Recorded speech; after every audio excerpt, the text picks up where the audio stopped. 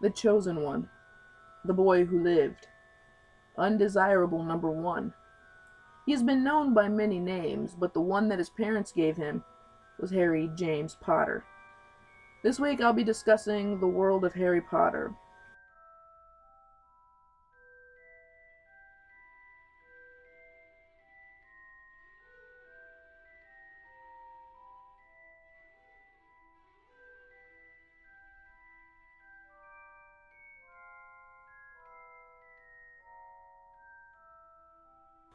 Hello, and welcome to this week's episode of Tyheam Talks. The information I'm about to impart to you isn't just some random musings from fans who want the story to continue, but these come from J.K. Rowling herself from various interviews given since the stories ended. Specifically, what takes place after the story ends. Shortly after the Battle of Hogwarts, Kingsley Shacklebolt is named the new Minister of Magic.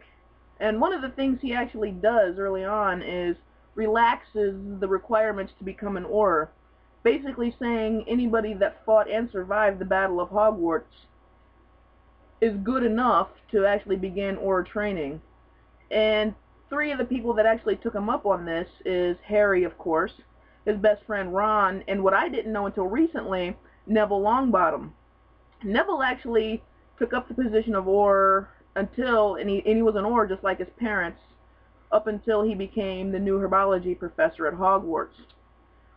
Before Ron actually became an Auror, he went on to work with his brother George at Weasley's Wizard Wheezes, the joke shop that both Fred and George started up. And after that became pretty well successful, Ron actually went on to become an Auror with Harry. Harry, on the other hand, actually became an Auror in 1998 at the age of 17, making him the youngest Auror in the history of the Ministry of Magic. And he held that position up until 2007 when he became head of the department. And as of 2017, he is still head of the Auror department. Basically, what an Auror is kind of like, imagine it's kind of like a mix between James Bond and CIA. Their goal is to combat dark magic and take out dark witches and wizards.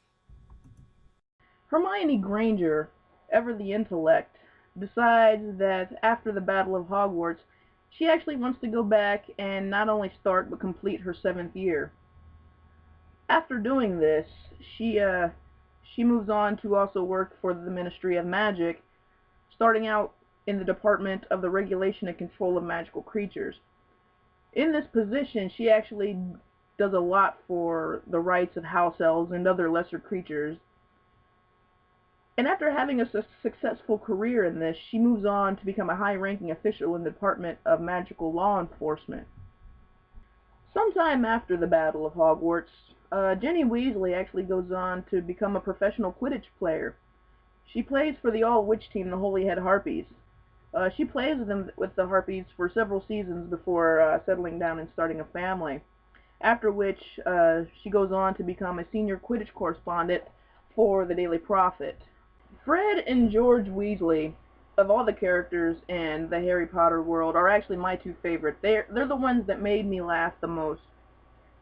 They're the two that I wish that I was actually friends with if they were real. In fact, we're roughly the same age. When Fred actually died during the Battle of Hogwarts, it tore me up. I didn't see it coming, I was kind of naive, just expecting all our heroes are gonna make it. So when Fred actually died, I was stunned stupid. But the one silver lining to that cloud, even though it doesn't really help, was the fact that just before he died, he got to hear Percy make a joke. In fact, his final words were something along the lines of, "Percy, did you just crack a joke?" And then boom, there's an explosion, and when the smoke clears, Fred is dead. And he actually died with the smile on his face, so I'm glad that he got to hear Percy crack a joke before he died. As for George, after the battle, he ended up marrying Angelina Johnson, who was the former girlfriend of Fred, and Quidditch player extraordinaire she was. They ended up having a couple of kids, a boy and a girl. And to honor Fred, they named their boy Fred. And I thought that was kind of sweet. The final Weasley I want to talk about in this episode is Bill. Bill Weasley and his wife Fleur Delacour. Uh, the really one notable thing I wanted to talk about is their firstborn daughter. She was actually born on the anniversary of the Battle of Hogwarts, and they named her Victoire, which is French for victory. And that's kind of a fitting name for her, being born on that day. I imagine there's probably a lot of that going on in the wizarding world, that if their child is born on the anniversary, or on, like, they'll be named for something like that. Or I bet you there's probably a lot of kids born on Harry's birthday that they're going to name Harry or James or something like that, as like an honor of the boy who lived. Next, I would like to talk about things that are not rather in the books, but stuff that just rattles around my brain box that there are no real answers to. One of the things is there are schools for every region, obviously, as we know from Hogwarts, Durmstrang Academy, and the Beauxbaton School. But obviously there are more schools, there are other ministries of magic. As an American, I always wondered where the American school is. I have a couple of theories on where I think they might be. One possible theory is the East Coast West Coast theory. Maybe a school in somewhere in upstate New York where they got, a lot. It's isolated. It's not in the big city. It's away from prying Muggle eyes. And another is out west in California. Another theory I have is perhaps, if not East Coast West Coast, then perhaps a school centrally located in, say, Kansas or Arkansas. Now that's just if it's just Americans going to the school. Another theory is if it's the entire region, Canada, America, and Mexico, and Central America as well. South America, I would imagine, would probably have their own school systems. But I'm just specifically located on our little area. If it's for those three countries, I imagine they probably have two schools, again. One near the U.S.-Canada border and one near the U.S.-Mexico border. That way, the Mexican children doesn't have to travel all the way north to Canada and vice versa for the Canadian children, because it's not practical to have them traveling all over several countries to go to school. Something that's not really mentioned in the books is where actually Hogwarts is located, and it's located in Scotland. That's because that's where J.K. Rowling lives, so there's never really any mention in the books where it is, but that's where Hogwarts is located. I'm going to get a little dark here because I have other thoughts that rattle around, that these are things I think about. I can't help it. And that's getting involved in Muggle affairs. The examples I tend to use most with my friends is World War II. First of all, do wizards have defenses against Muggle weapons? Are there spells that could repel bullets or stuff like that? And again, like I said, I use World War II as an example. Mostly, I always start with the Blitz. Now, clearly, the Germans are just bombing the crap out of England and the United Kingdom. Is this the point in which witches and wizards finally get involved in Muggle affairs? Do they protect themselves? Do they try and help out their Muggle neighbors? What do? Do they just turn a blind eye and leave Muggles to fend for themselves, or do they try and help out? I imagine some of the upper crusts, like the Malfoys and such, they probably turn their heads, but I'm sure the Ministry of Magic has contingency plans put in place. I would like to think they do to help out, because the Minister of Magic is in contact with the Muggle Minister. And the other example I like to use is Hiroshima and Nagasaki, when the U.S. dropped the 2 atomic bombs.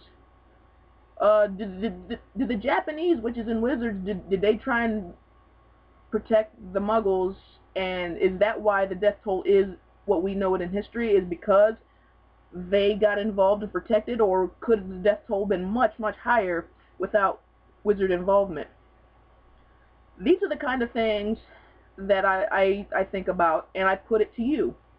What are your thoughts? What are your suggestions on Muggle involvement in the American schools, or any other school you'd like to wonder about? If you have any ideas, just comment below and let me know what you think, and I'll try and get back to you on, I'll try and reply to that. Also, other Harry Potter books I'd like to recommend for my viewers to check out if you haven't already. There's 3 of them. There is Quidditch Through the Ages, like I mentioned earlier. It's a fascinating read. It tells you the entire history of Quidditch, up from when they used to use this little golden bird for the snitch. It was called the Snidget, the golden Snidget. But then, conservationists had a fit about, we can't kill the Snidget anymore. So that's when wizards decided to create the little walnut-sized ball with wings and called it the golden snitch. But it's got the entire history of the sport, including spotlighting several teams, including the Holy Head Harpies. The other book I'd like to recommend is Fantastic Beasts and Where to Find Them. This pretty much tells you, gives you information on the animals of the wizarding world, including several species of dragons, which I totally love. Dragons are so my thing. And the final book in the Harry Potter world that I'd like to recommend is called Tales of Beetle the Bard. Essentially what this is just wizarding fairy tales that parents tell their children, kind of like, The Boy Who Cried Wolf, Peter Pan. Just like fairy tales that our parents would tell us before bedtime, but with a wizarding kind of angle to it. That's pretty much all I want to talk about today, this week in this episode. And if there's something you would like me to talk about in a future episode, just comment right down there, right below, comment section. Again, be respectful. That's all I ask. That's my only rule. Be respectful. Let's not resort to name calling. We're above that. Let's be honest. We're adults, most of us. Let's try and not resort to name calling. And I will see you guys in the next episode of Tyheam Talks. So enjoy the program and take care. Bye.